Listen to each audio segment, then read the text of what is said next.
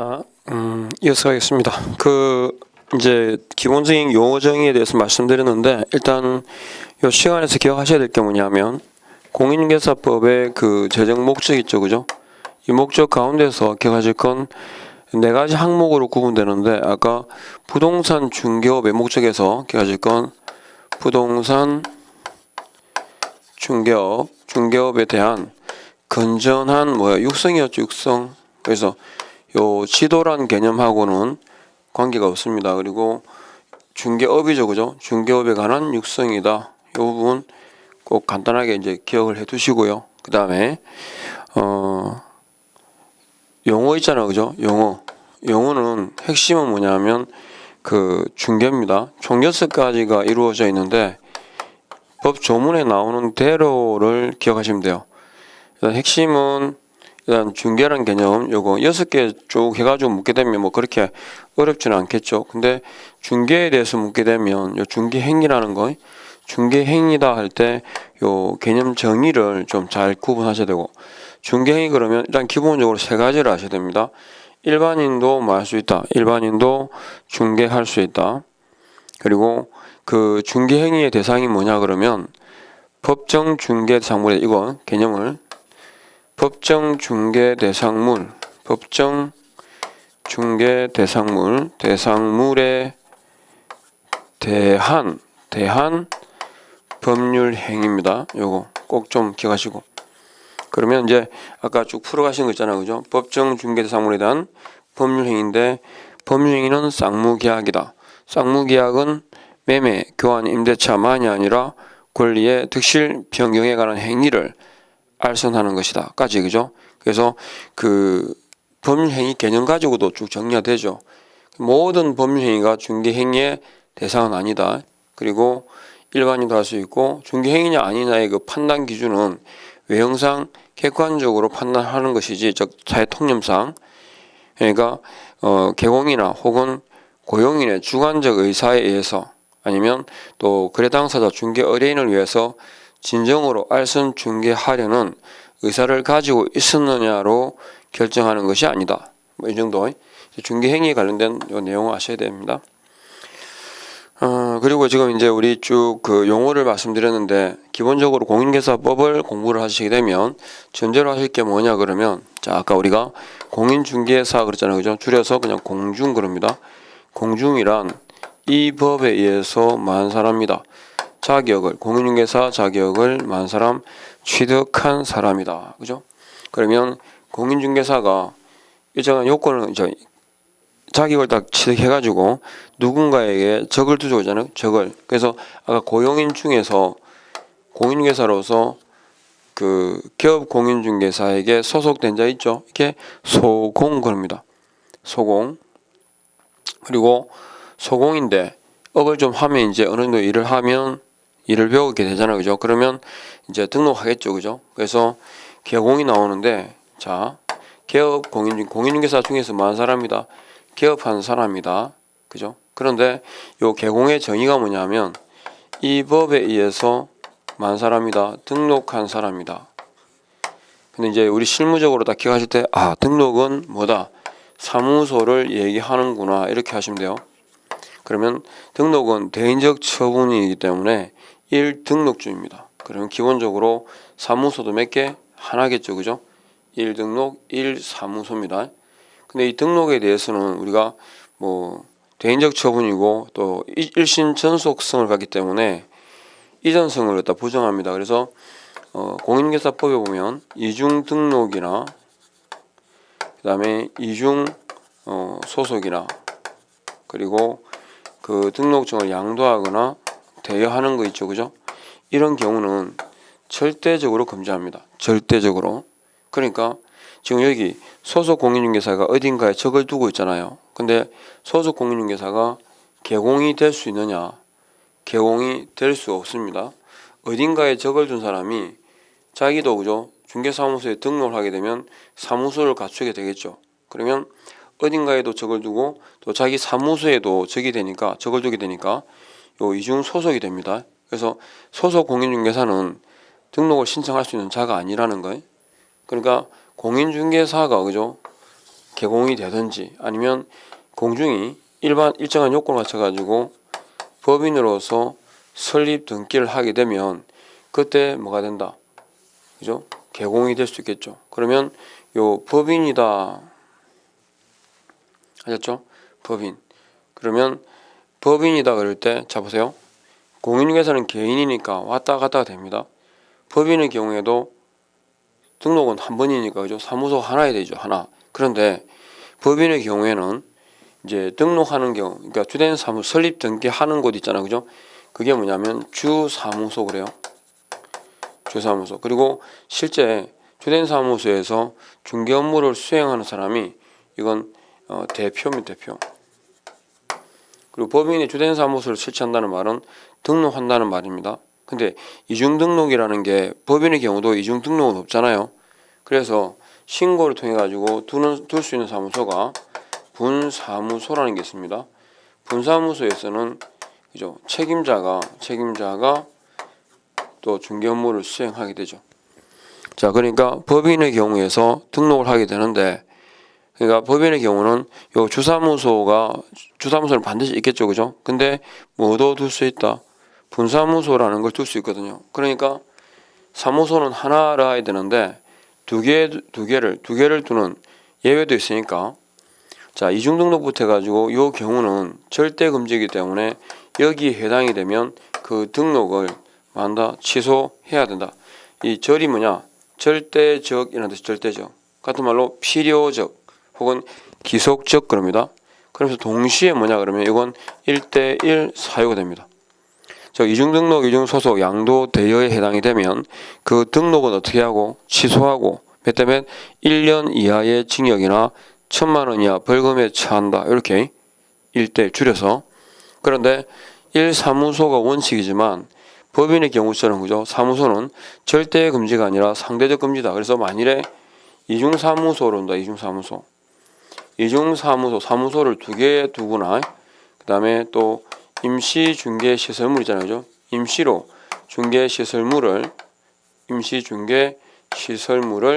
설치하게 되면 이건 상대적 금지이기 때문에 그죠? 그 등록은 어떻게 하고 취소할 수 있고 몇 대 몇 1대1 이렇게 하죠. 그래서 요건 상치와 1대1이 됩니다. 1대1이. 요건 절치와 1대1이고 그래서 이중사무소 임시중개시설물까지 해가지고 다 기억을 해 두십시오. 그리고 이제 사무소를 두는데 사무소를 설치할 때 그 기본 지역 단위가 뭐냐면 시군구다. 시군구에다가 그죠? 사무소를 두게 돼요. 그러면 시군구별로 만일에 사무소를 두게 될 때 시군구 단위에서는 몇 개 사무소가 1개소를 초과해서 설치하는 것은 역시 금지가 됩니다. 그러니까 사무소는 시군구 단위에다가 둘 수는 있다. 그러나 시군구별로 두더라도 한 개는 초과하지 못한다. 자, 여기서 중요한 게 있죠. 법인의 경우에 비록 분사무소를 둘 수 있습니다. 분사무소를 둘 수 있는데 어디에는 못 둔다. 주된 사무소가 있는 지역에는 그죠? 분사무소를 두지 못한다. 왜냐하면 주된 사무소가 있는 지역에 분사무소를 두게 되면 그죠? 1개소를 초과해버리죠. 그죠? 예, 이런 경우가 되기 때문에 이건 절대적입니다. 그래서 분사무소를 두더라도 어디를 제외하고 주된 사무소가 소재한 관할을 제외하고 이렇게. 그러니까 전국에 시군구 수가 500개가 있으면 그 중에 분사무소의 최대 개수가 몇 개다? 499개다. 아셨죠? 왜냐하면 그 어느 한 곳에는 뭐가 있으니까 주된 사무소가 있을 거니까 이렇게 이 사무소 설치에 관한 기본 원칙하고 요 형태는 꼭 기억해야 됩니다. 그리고 또 이렇게 등록을 하게 되면 이제 업을 개시해야 되는데 업을 할 수 있냐? 등록했다 가지고 바로 그죠? 업을 하지는 못해요. 그러니까 실무적으로 또 하나 기억하실 게 뭐냐면 우리가 지문에서 중개업에 종사한다. 중개업에 종사가 된다. 중개업에 종사한다라는 말이 그죠? 무슨 뜻인지를 아셔야 돼요. 중개업에 종사한다는 말은 그 중개사무소에 뭐가 등록증이 게시되어 있다 이렇게 이해하셔야 돼요. 그러니까 중개업에 종사한다는 말은 등록증이 게시되어 있다. 즉 개업공인중개사가 등록증을 보유한 상태다라는 얘기입니다. 여기까지.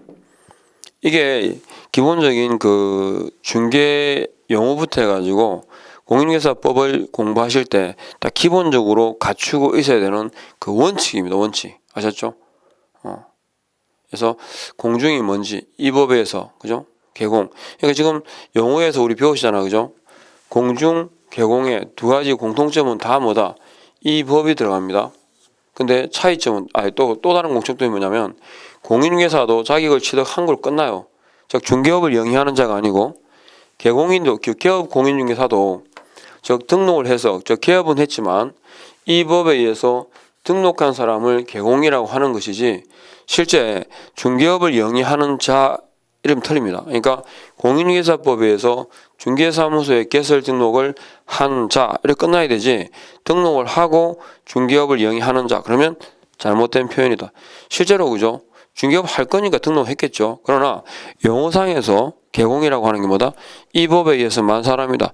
등록한 사람을 부르기를 그냥 개공이라고 부른다. 개업 공인중개사라고 부른다. 이렇게. 중개업의 영위 여부는 그죠? 그 뒤에 그러니까 실수도 있습니다. 개업을 하더라도 법적으로 아무 규제 없이 얼마까지는 3개월까지는 휴업이 되거든요. 그러니까 휴업한 상태라면 이 사람은 그럼 개공이 아니냐? 그건 아니잖아. 그죠? 그래서 공인중개사법에서 만 사람이다.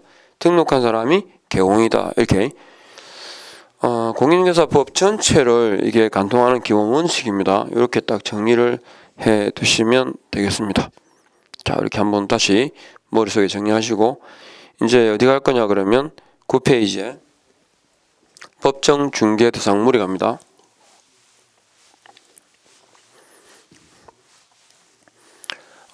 법정 중개 대상물도 한 문항이죠. 꼭 출제가 됩니다.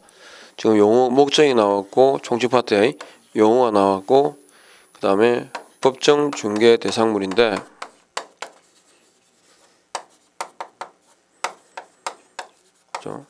법정 중개 대상물이다 할 때 일단은 법정 중개 대상물이라야 그죠? 법 적용이 공인중개사법이 적용된다는 거예요. 법정 중개 대상물이 아니면 공인중개사법 자체를 적용하지 않습니다. 그리고 또 법정 중개 대상물은 중개와 그죠? 중개업 있죠. 중개와 중개업이라는 개념이 그죠? 개념이 법정 중개 대상물일 때만 성립됩니다. 중개라고 하는 것도 중개업이라고 하는 것도 그죠? 법정 중개 대상물 몇 개? 5가지를 대상으로 할 때 성립하는 개념이다. 그죠? 그리고 법정 중개 대상물은 일반인이 중개할 수 있거든요. 근데 일반인이 중개를 업으로 하게 되면 이건 무등록자로 처벌 대상이 됩니다. 그래서 무등록 중개업 있죠. 무등록 중개업의 그죠? 기준이네, 기준. 무등록 중개업이다 아니다 할 때 그 개념 구분의 기준이 되는 것이 요 법정 중개 대상물입니다. 실제 이제 시험에서 묻게 되는 경우는 법정 중개 대상물인가 아닌가 5가지 그죠? 그리고 그 5가지가 중개 행위의 대상이 되느냐 안 되느냐 이렇게 판단을 하는 문제 이런 것들이 출제가 되거든요. 자, 일단은 기억하셔야 될 게 자, 교재 보시죠. 법정 중개 대상물이라 해가지고요. 자, 무조건 5개인데 어디서 규정하고 있다? 밑에 법정 중개 대상물의 일반적 원칙 있죠. 자, 법률입니까? 법령입니까? 밑 적어놨죠. 딱 체크하시고 법령에 정하는 중개 대상물이다. 그러면 이거 다르게 말하면 협의의 부동산과 일부 준부동산으로 이루어진다. 그죠? 이렇게 딱 정리를 하시고 그 다음에 두 번째 사적 거래가 가능해진다. 그러니까 자 법정 중개 대상물 그죠? 법령에서 규정하고 있는 5가지가 일단 중개 대상물입니다. 그런데 여기 5가지에 해당이 되면 모두가 중개할 수 있느냐? 그런 건 아니다. 그죠? 5가지에 해당되는데 그 전제가 뭐냐면 사적 거래입니다. 사적 거래. 사적인 거래가 가능할 것. 다른 말로 이건 사유일 것 이 말이죠. 그러니까 반대로 국공유 있잖아. 그죠? 국공유의 경우에는 대상이 안 된다 이 말이죠. 국공유니까. 사적 거래가 가능한 법령에 정하는 5가지라 해야 됩니다. 그리고 세 번째, 개업 공인중개사의 중개 행위에 개입이 가능할 것. 무슨 말이냐면 이 5가지가 법률 행위의 목적일 것, 법률 행위의 목적일 것 이렇게, 그죠? 5가지에서 만일에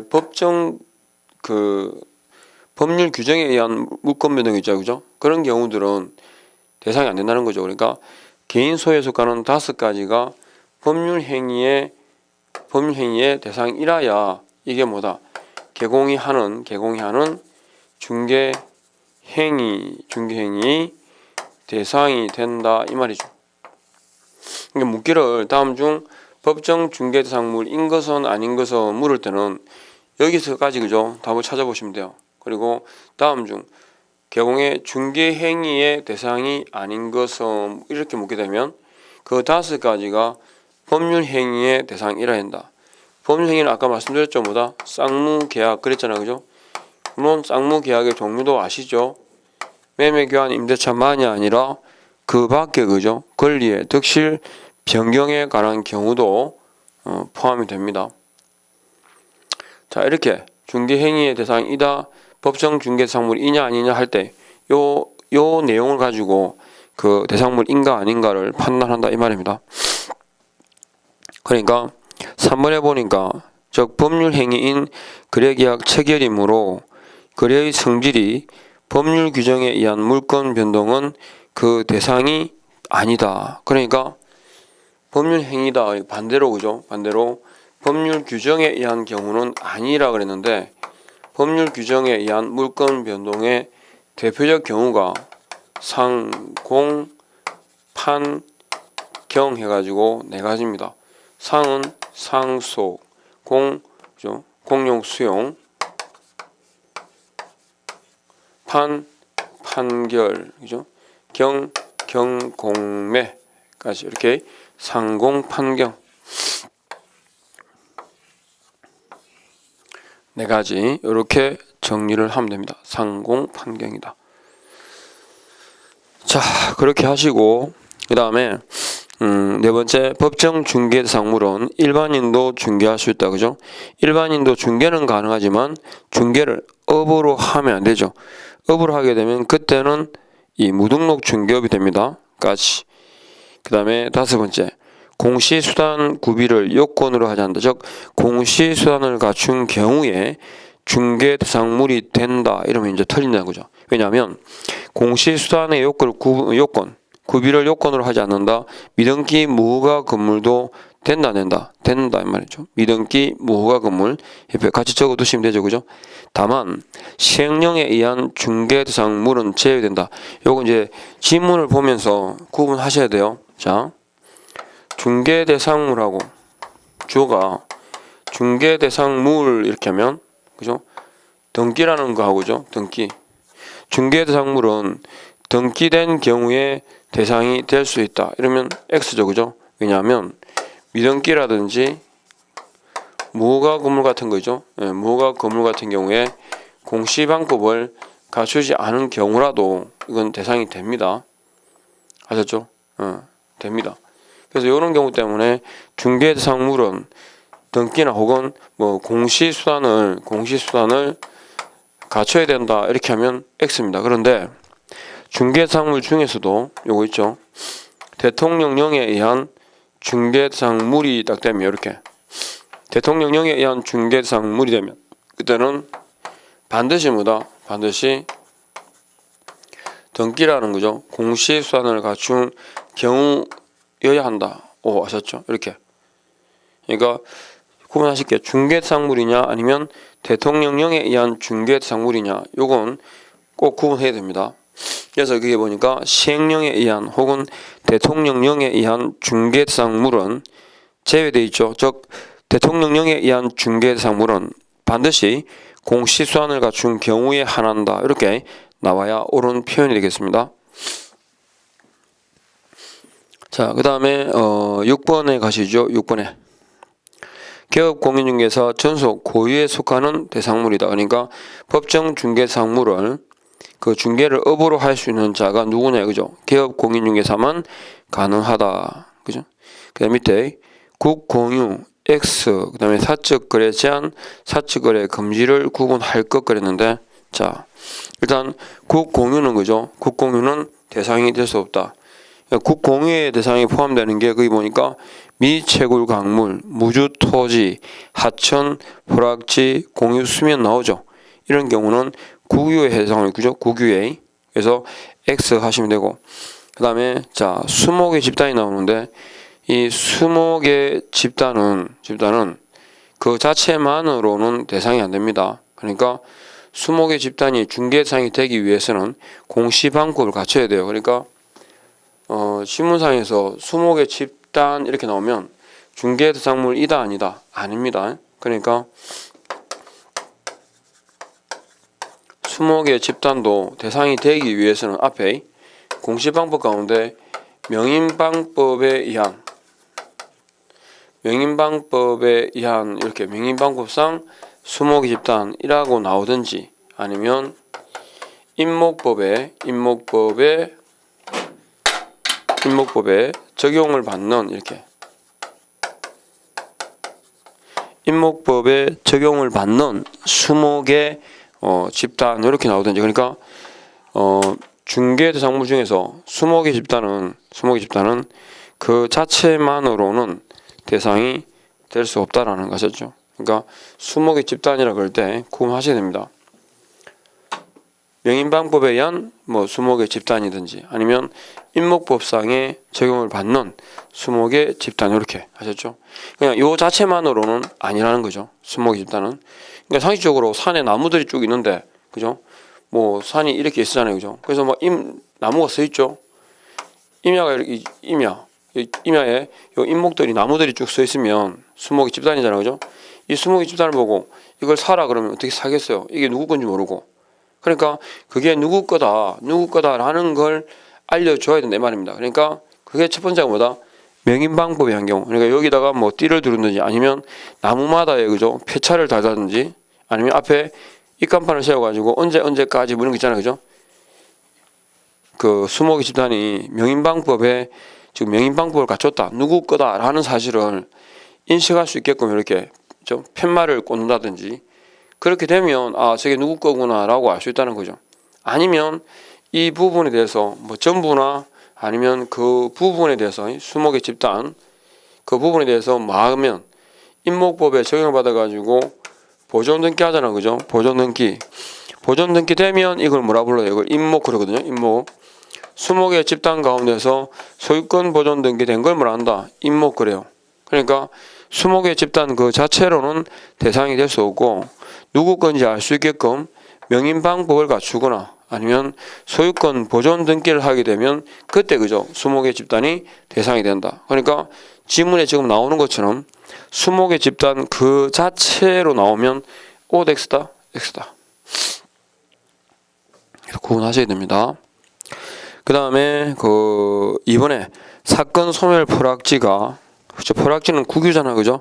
사건 소멸 포락지가 그 후에 성토가 되어도, 즉 이제 흙을 붓거나 이래가지고 흙을 넣은 거죠, 그죠? 흙을 넣어가지고 그 지표면을 올렸다 하더라도 이미 소멸한 종전 사건은 되살아나지 않는다. 그러니까 성토하더라도 그 소유권은 누구한테? 국가에 기속합니다. 국유입니다. 자, 3번에 관한 내용이 뭐냐면, 자, 이게 사적 거래가 제한되는 경우들이거든요. 금지가 아니라. 그러니까 토지 거래 허가 구역 내 토지, 그죠? 개발 제한 구역 내 임야. 그다음에 사연이 매립 면허를 받아 매립 완료한 후에 준공 인가된 토지, 혹은 사건이 인정되는 하천, 지방하천 이것 같은 거. 원칙은 하천은 안 되는데, 그죠? 되는 경우도 있더라, 그죠? 그리고 사적 거래가 금지되는 경우가 뭐냐면 그 위에 바로 적으셔야 되는데, 자, 기본적으로 개발 제한 구역 내 임야라든지 이런 거 있잖아요, 그죠? 토지 거래 허가 구역 내 토지, 접도 구역에 포함된 토지, 도시계획 시설 예정지 등등 많습니다. 그런 것들은 사적 거래가 제한될 뿐이지 거래 자체가 금지되는 건 아니에요. 근데 그 위에다가 하나 적으셔야 되고 투기 과열이죠. 투기 과열 지구 내 투기 과열 지구 내 분양권 전매 분양권 전매가 되면 이건 사적인 거래가 그죠? 제한되는 게 아니라 이 전매 자체를 못 하게 돼 있습니다. 그러니까 투기과열 지구 내 분양권 전매를 개공이 만일에 갑이 그죠? 이걸 중개를 하게 되면 이때는 투기 조작 행위예요. 그래서 갑이 제재를 받고 또 분양권 전매를 한 그 당사자들도 그죠? 제재를 받습니다. 공급 질서 교란 행위 등으로. 그러니까 투기과열 지구 내 분양권 전매하고 개발 제한 구역 내 임의하고 구분하셔야 돼요. 그건 제한을 받지만 사고 팔 수 있는 거고 이거는 뭡니까? 저 권리 이전 자체를 금지합니다. 투기과열 지구 내 분양권 전매는 소유권 이전 시까지 전매를 금지한다. 뭐 이런 거 있잖아요. 그죠? 이런 거. 자, 그 다음에 토지 부분으로 가셔가지고 이제 개별적인 항목들로 들어가죠. 자, 토지입니다. 일단 문제가 되는 건 1필지 1부인데 원래 토지의 거래단위 법적 등록 단위를 뭐란다? 필이죠. 필로서 계산하게 되는데 문제는 자 1필 토지 다음에 일부 동그라미 하시고 1필 토지 일부는 거래의 대상이 될 수 있다. 대상이 될 수 있죠. 왜냐하면 밑에 용익물권이나 임차권 같은 경우는 1필지 전부가 아니라 일부도 그 대상이 될 수 있기 때문에 그런데 밑에 1필 토지 일부는 분필 절차를 거쳐야만 거래의 대상이 될 수 있다. 이건 아니죠. 그죠? 그리고 또 1필 토지 일부는 분필 절차를 거쳐야만 그죠? 소유권 이전을 수반하는 거래. 그러니까 매매를 말합니다. 그죠? 매매 혹은 저당권 설정의 대상이 될 수 있다. 이 경우에는 분필 절차를 거쳐야만 이라는 부분이 들어가야 되죠. 그죠? 그거 표현 잘 구분하십시오. 토지에서 문제가 될 수 있는 건 원래 1필지 단위로 이제 사고 파니까 근데 만일에 1필지 일부라면 대상이 될 수 있겠냐 지금 그게 이제 포인트예요. 그래서 1필지 일부도 뭐다 될 수 있다. 다만 소유권 이전을 즉 매매라든지 저당권 설정 같은 경우에는 그걸 그죠 분할하는 절차가 필요하겠죠. 그게 분필 등기입니다.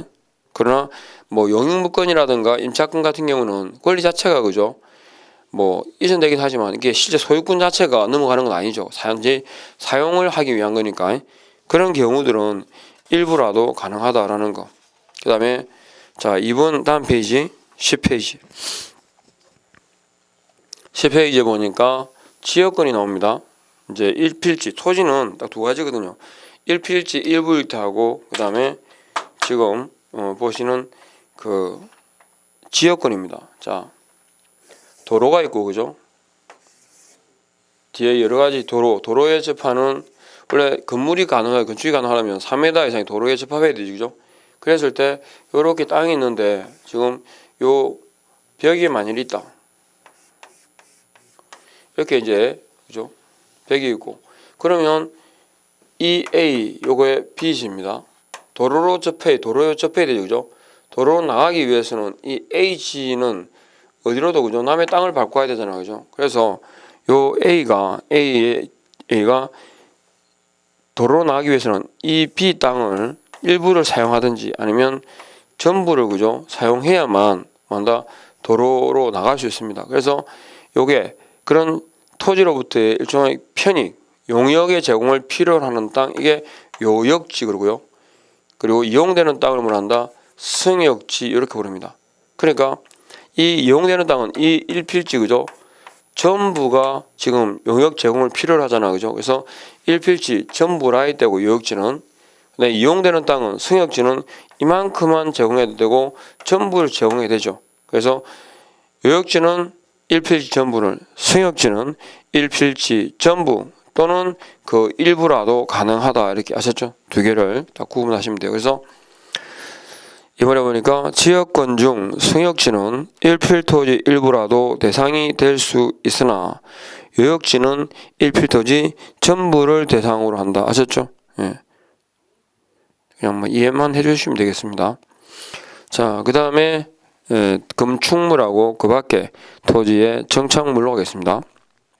거기 보면 건축물은 등기 공인중개사법에서 토지와 별개의 독립한 부동산으로 인정한다. 그러니까 기본적으로 건축물도 토지의 부착물이잖아, 그죠? 근데 원래 토지의 소유권이 이전되면 그 위 부착물들은 함께, 그죠?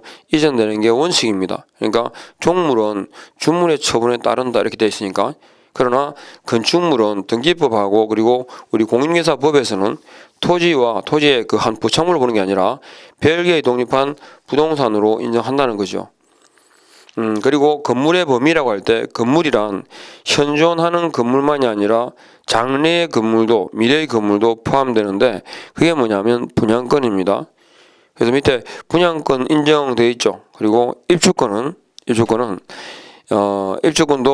두 가지의 경우인데 지금은 그 분양권 뒤에 나오는 경우는 주택법상에서의 입주권을 말합니다. 주택법상에서는 뭐라 되어 있죠, 그죠? 아파트 추첨기일에 신청을 해서 당첨이 되면 아파트의 분양 예정자로 선정될 수 있는 지위를 가리킨다. 그러니까 이건 일종의 딱지입니다. 딱지 아셨죠? 그러니까 이제 선정된 게 아니고 선정될 수 있는 지위에 지나지 않는다. 그러나 부동산 거래 신고 대상인 도시및 주거환경정비법상에서 즉 도정법상에서의 관리처분계 인가 이후에, 그죠? 인가를 받은 입주권은 가능하다 그랬죠. 그러니까 입주권이란 용어를 사용할 뿐 주택법상에서 뭐와 같다? 분양권과 같다. 이렇게 기억을 하시면 됩니다. 그리고 현재 우리가 판례상에서 건물로 보는 경우다 그랬을 때, 그죠? 세 가지 경우가 있습니다. 그러니까 건축 중인 건물은 지붕, 기둥, 주벽으로 이루어진 경우를 말하고요. 또 장래의 건축물인 분양권 있죠. 장래의 건축물인 분양권도 건물로 봅니다. 그리고 컨테이너 하우스 있죠.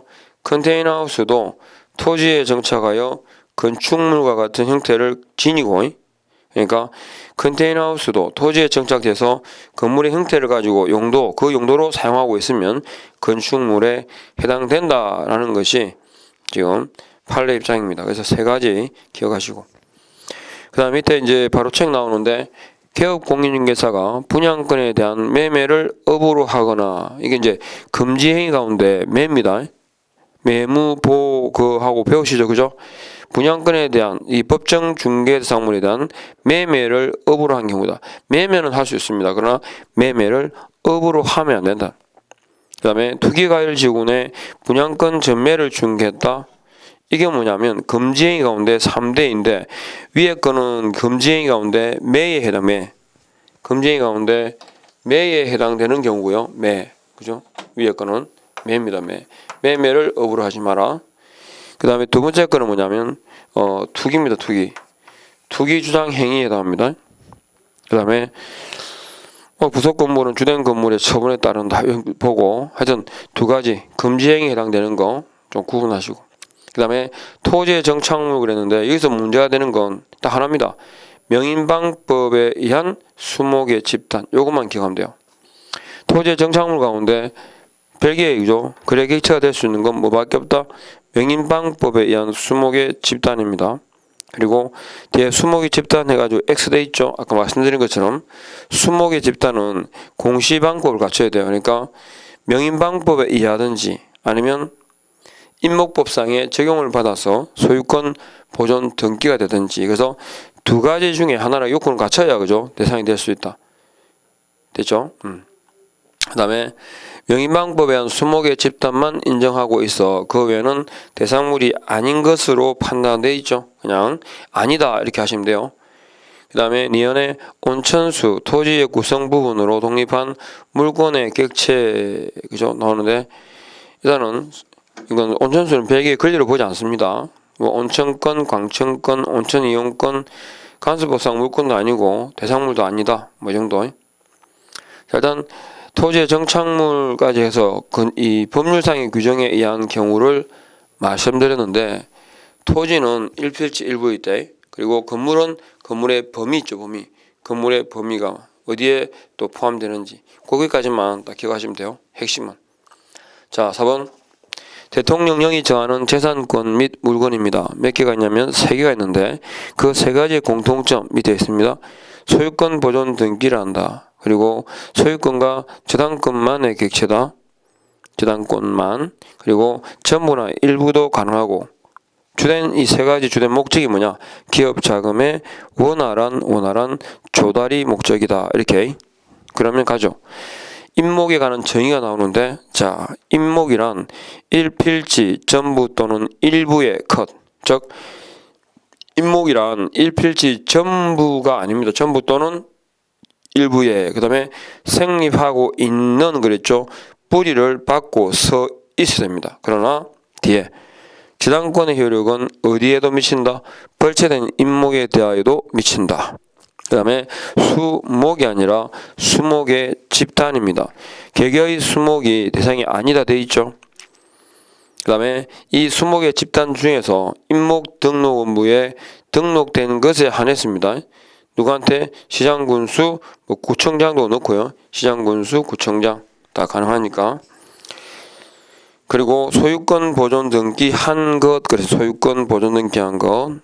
그래서 여기 소유권 보존 등기 된 걸 뭘 한다고? 임목이라고 한다고요. 그래서 수종 수량에 제한이 없다는 게 뭐고, 그 다음에 임목은 토지와 별개의 독립한 부동산이죠.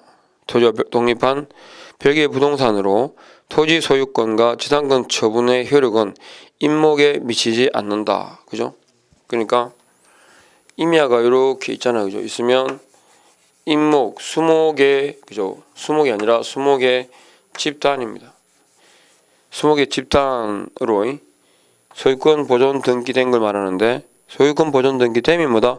별개의 독립한 부동산이니까 이 임야를 사고 팔더라도, 그죠? 이게 두 개가 다 A한테 속했으면 임야를 사고 팔더라도 요 임목은 누구 소유다? 여전히, 그죠? A 소유다. 별개다. 그 다음에 저당권자는 변제기가 도래하기 전이라도 분리된 수목에 대하여 경락대금을 공탁하고 경매할 수 있다. 그죠? 그 다음에 법정지상권 인정되어 있죠. 그러니까 두 개가 임목이죠. 둘 다 A 소유였다가 여기에 대해서 저당권을 설정했겠죠. 그죠? 근데 A가 채무를 변제하지 않아 가지고 해당 요 임목이, 그죠? 저당권 실행에 의해서 경매 처분되겠죠. 그죠? 경매 처분해가지고 소유자가 누구? B에게 낙찰 B가 낙찰을 받았다. 그러면 이제 임목의 소유자는 B, 임야의 소유자는 A가 되겠죠. 그죠? 이랬을 때 이 토지 소유자, 임야의 소유자 A는 임목 소유자 B에 대해서 뭐한 것으로? 지상권을, 그죠? 설정한 것으로 본다. 그러니까 요 임목의 소유자를 보호하기 위해 가지고 즉 지상권을 법적으로 인정해 주겠다. 그죠? 그게 뭡니까? 법정 지상권입니다. 세 번째, 임목의 여부를 확인한다 그랬는데, 자, 임목 여부는 임목 등록 원부가 있고, 그다음 임목 등기부가 있고, 그리고 토지 등기부 어디에서? 토지 등기부 표제부에서, 그죠? 표제부에서 확인할 수 있다. 표제부 좀 진하게 돼 있죠. 그러니까 토지 등기부가, 우리 보통 등기부가, 그죠? 어떻게 이루어져 있습니까? 토지 등기부가 일단 등기번호란이 있죠. 그죠? 등기번호란하고 표제부하고 이렇게 한 장으로 돼 있죠. 한 장. 그리고 토지의 소유권에 관한 사항을 담고 있는 게 갑구, 토지의 소유권 외 권리에 관한 사항을 담고 있는 게 얼군데, 여기 이제 경우에 따라 한 장이 될 수도 있고 두 장이 될 수도 있겠죠. 그러면 갑구는 토지의 소유권, 얼구는 토지의 소유권 외 권리입니다. 그러니까 지금 임목은 토지의 소유권도 아니고 토지의 소유권 외 권리도 아니죠. 그러니까 사실관계를 표시하는 어디서? 표제부를 통해서 확인한다. 이렇게. 토지 등기부에, 그죠? 갑구 얼구에서는 확인할 수 없다. 그리고 임야가, 그죠? 임야가 갑자기 매물로 나왔어요. 나왔을 때 임야를 사는 사람은 뭘 떼보겠습니까? 임야를 사는 사람은, 그죠? 임야를 이제 매수해야 되니까, 임야도 땅이잖아요. 그죠? 그러니까 뭘 통해서? 토지 등기부를 떼볼 거 아니야. 토지 등기부. 그럼 토지 등기부를 떼보는 사람, 임야를 사는 사람이 임목 등기부를 떼보려고 하진 않겠죠, 기본적으로. 그러니까 토지 등기부를 떼보면 임목이 있는지 여부를 확인할 수 있어야겠죠, 그죠? 만일에 저게 확인이 안 되면 토지 등기부를 통해서 이렇게 매수를 했다 하더라도 만약에 임목이 존재하게 되면 이 임야는 내가 샀지만 권리 행사가 안 되잖아요, 그죠? 왜냐하면 이 법정지상권이 성립돼 버리기 때문에. 그러니까 계약이 체결됐는데 나중에 알고 보니까 임목이 있더라 이러면 안 되잖아요, 그죠? 그래서 토지를 이제 임야를 매수하는 사람은 해당 토지 등기부만 떼봐도 발급받아도 임목의 의무를 알 수 있어야 된다. 그래서 토지 등기부 어디에 그 사실이 나온다고요? 사실관계를 표시하는 요 표지부에서, 그죠? 표지부에서 그 사실을 알 수 있다라는 얘기죠. 그리고 네 번째, 임목의 저당권을 설정하고자 하는 자는 그 임목을 보험에 붙여라. 그죠? 임목의 저당권을 설정하고자 할 때, 그러면 만일에 이 임목에다가 저당권을 설정했는데 누가 방화를 했다, 불을 질렀다든지 아니면 도벌 같은 거 있잖아요, 그죠? 도벌.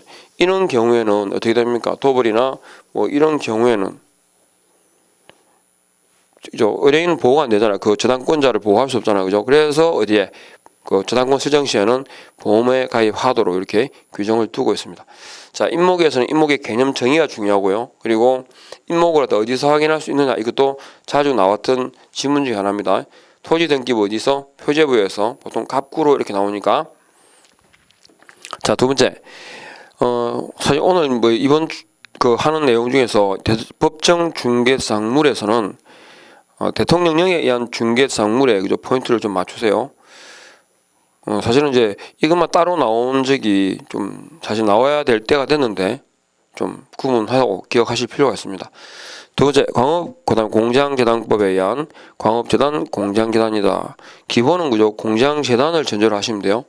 일단은 재단을 구성한다 그럴 때 전부 또는 일부죠. 일부 또는 전부로 구성이 되고 그 일체성을 인정해서 뭐로 본다? 한 개의 부동산으로 봅니다.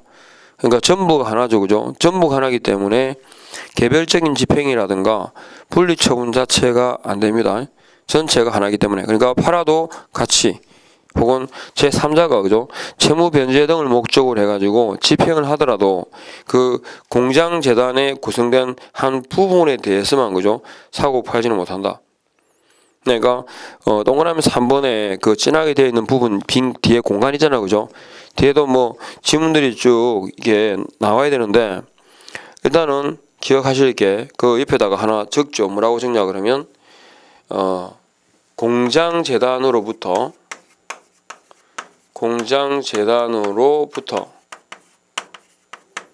분리된 토지 해가지고 그 지문 자체를 좀 기억하셔도 됩니다. 그래서 공장재단으로부터 분리된 토지가 그죠? 분리된 토지가 중개행위의 대상이 되느냐 안 되느냐, 된다 안 된다? 안 되는 거죠, 그죠? 지금 분리되었다라는 말로 오해를 하시면 안 됩니다. 그러니까 공장재단으로부터 그죠? 재단으로부터 분리된, 요 분리된이라는 말이 뭐냐면 따로 떨어져 나왔다는 뜻이 아니고요. 공장재단에 속해 있지만 분리해서 처분할 수 있는 뜻이거든요. 분리된 토지 그러면 원래 분리 처분이 안 되잖아, 그죠? 그러니까 공장재단으로부터 분리된 뭐뭐로부터 떨어져 나왔다 이 가지고 분리되었으니까 팔 수 있겠지 이렇게 오해하시면 안 된다고.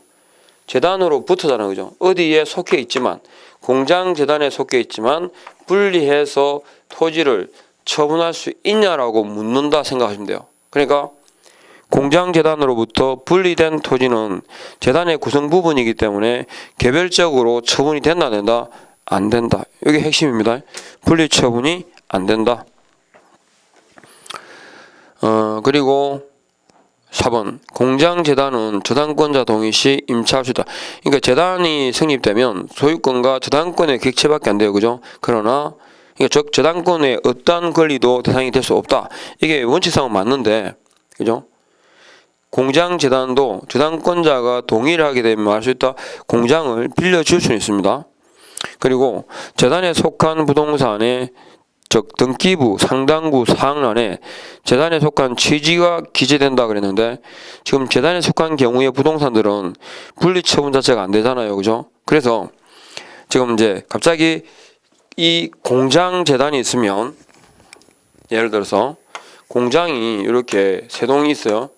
공장이 이렇게 세 동이 있는데 갑자기 요 공장 부지 있잖아요. 그죠? 공장 부지가 매물로 나온 거예요. 공장 부지가 매물로 나오면 이 공장 부지인 토지 있잖아요. 이거 토지. 이 토지만 따로 처분이 됩니까? 안 됩니까? 분리 처분이 안 된다 그랬죠. 이거 공장 재단으로부터 분리된 토지는 대상이 아니라 했으니까. 그러면 이게 공장 재단에 속해 있다라는 사실이 토지를 매매하면 토지 등기부를 떼보잖아. 그죠? 그럼 토지 등기부상에서 이게 공장 재단에 속했다라는 사실을 알 수 있냐 이 말입니다. 알 수 있다는 거죠. 어디서? 토지 등기부에 보면 토지 등기부에 갑구가 있고 뭐 을구가 있을 거 아니에요. 그죠? 그래서 만일에 토지의 소유권이 요 재단에 속한 경우라면 해당 토지 등기부 어디에서 갑구에서 알 수 있다는 뜻이고, 만약에 토지의 임차권이 그죠? 재단에 속한 경우라면 어떻게? 토지 등기부 을구에서 확인할 수 있을 거다. 그죠? 그러니까 상당구, 상란에서 확인할 수 있다. 그리고 재단 목록은 등기부 일부를 보고 기재는 등기를 본다. 그죠? 그리고 지금 대통령령에 의한 경우는 6번도 나오는데 숫자가 언급되면 10입니다. 아까 임목과 관련된 그 서류 있잖아요. 그죠? 서류도 보존하게 되면 10년간 보존을 해야 됩니다. 자, 6번. 소유권 보존 등기 후 10월 이내에 저당권 설정에 필요 그랬는데 이건 자, 기억하셔야 될 게 우리가 임목이라든지 광업재단, 공장재단 그랬을 때 그죠? 이 광업재단, 공장재단 등 해가지고 등기부에다가 그죠? 이거 등기를 하고 하는 이유가 뭐냐면 뭐 하기 위해서 돈, 기업 자금의 원활한 조달입니다. 그런데 공장재단, 광업재단을 하고 설정하고 난 다음에 10월이 지나도록 뭘 안 했다? 저당권 설정을 안 했다는 말은 원래 돈을 그저 대출받기 위한 그 목적 자체가 뭐다? 없어졌다. 이렇게 보시면 돼요. 그래서 얼마 동안 10월 이내에는 뭘 요한다? 저당권 설정을 필요로 한다. 아셨죠? 그리고 만일에 10월이 경과되면 그때는 이 보존 등기의 효력이 소멸한다. 이렇게 기억을 하시면 되겠습니다. 그리고 이제 밑에 중개 대상물인 거 아닌 거 좀 구분하셔야 되는데 일단 중개 대상물이 아니다 그러니까 일단 기본적으로 법정 중개 대상물 5가지 안에 안 들어가겠죠. 그죠? 그리고 국공유는 안 되겠죠. 그죠? 그 다음에 뭐 지문에서 봅니다. 중개 대상물이 아닌 거 선박, 항공기 등 그죠? 그 다음에 거래할 수 없는 거 국공유 있죠. 뭐 우리말로 사인이 이용하고 있는 하천부지, 포락지, 공유수면 아까 보셨던 거. 그리고 중개 행위가 개입될 여지가 없는 거 상공, 판경 그죠? 법률 규정에 의해서 권리 변동이 발생하는 경우들이죠. 상공, 판경. 그다음 주의할 대상에 가시면 자 경매와 관련된 표현들이 나와요. 상속 혹은 경매 대상인 토지 혹은 경락받은 토지 됩니다. 그러나 토지에 대한 경매 있잖아요. 그죠? 이건 포인트는 토지입니까? 경매입니까? 경매죠. 그죠? 토지에 대해서 이루어지는 경매에 대해서 관여할 수 있냐 이 뜻입니다. 그 다음 B.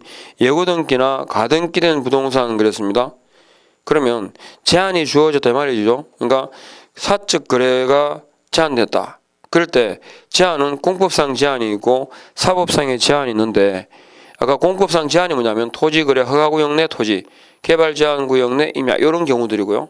지금 보시는 예고등기는 제도는 이제 없어졌지만 예고등기나 가등기 된 거잖아요. 그죠? 그러면 이거는 어떻게 된다? 지금 사법상의 제한이 주어진 겁니다. 그러나 사고 팔 수는 있을까 없을까? 사고 팔 수 있다. 이렇게 기억을 하시면 됩니다. 그리고 용도 폐지된 일반 재산이 나오는데 이건 경쟁 입찰 방식에 의합니다. 그러니까 용도 폐지되었다. 그러나 일반 재산은 경쟁 입찰 방식, 즉 공매 방식에 의하기 때문에 사고 팔 수 있다 없다? 없다라는 거.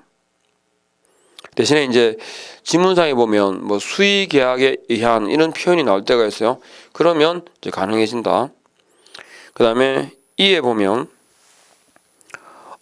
환매권의 기한 재매매라고 보이시죠? 자, 환매권은 부동산 환매권하고 좀 구분하셔야 됩니다. 그러니까 매매를 합니다. A하고 B라는 사람이. 그래서 A라는 사람하고 B라는 사람이 그죠? 매매를 하는데 그 환매 특약 등기를 하죠. 그러니까 5년 뒤 그죠? 지금 돈을 빌리는 거예요. 5년 뒤에. 그죠? 그러면 지금 얼마에 빌렸냐? 얼마에 그 매매됐냐면 5천만 원에 이래 됐어요. 그죠? 5천만 원에. 그러면 이 땅이 얼마냐면 대략 그죠? 뭐 시세가 5천만 원 정도 한다. 뭐 이래 되면 그럼 이제 5천만 원을 주고 돈을 빌렸잖아. 그죠? 그렇죠? 그래서 이제 5천만 원을 주고 돈을 빌렸다.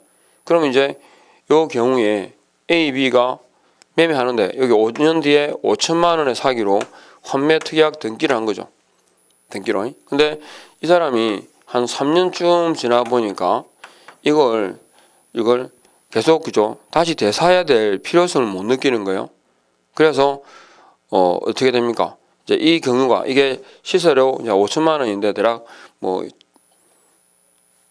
1억 정도 한다 보죠. 그죠? 그러면 이제 이 사람이 3년 뒤에 얼마에 파냐 그러면 C한테 이걸 6천만 원에 사라 이렇게 된 거죠. 그죠? 6천만 원에. 그럼 이제 뭐 5천만 원에 사도 되고 6천만 원에 사도 되고 왜냐면 이 사람은 일단 저 시세가 보통 1억 정도 한다 치면 5천만 원 빌렸으니까 그죠? 50만 원 받으면 되잖아요. 그죠? 5천만 원을. 그래서 두 사람 사이에 그 같은 금액으로 사고 팔기 했어요. 그러면 이제 C가 나중에 만기가 돼가지고 5년 뒤에 이 원래 빌린 돈이 5천만 원이었잖아요. 그죠? 그럼 5천만 원을 주고 다시 되사는 거죠. 누가?